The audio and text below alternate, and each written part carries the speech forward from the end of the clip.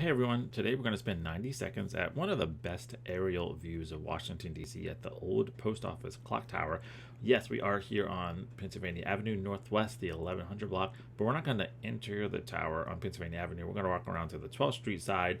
Yes, this building is a hotel, but we're going to walk around the hotel sign up to the door that says Museum and Clock Tower. The museum itself is more of a history hallway. Lots of great photographs and exhibitions about the history of the building and the neighborhood itself.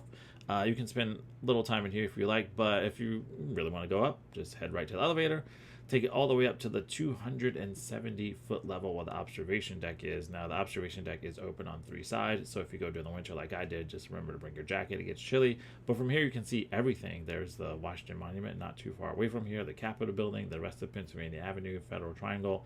And if you look on the other side, you can see a little bit of the White House, the roof anyway, the Treasury Building, the Eisenhower Executive Office Building, and then sweeping left, more of the National Mall. Even the Lincoln Memorial is visible. This is pretty cool. This is a mechanism that actually keeps time on the clock. It is a real clock. When you're done, one last view of the interior of the hotel, and then back down the elevator to the first floor where you can spend some time actually reading all the exhibitions and looking at all the photos of this amazing building and amazing neighborhood. I actually have a tour of this neighborhood on Pennsylvania Avenue. Check it out at attucksadams.com. Thanks. That's been 90 seconds at the clock tower.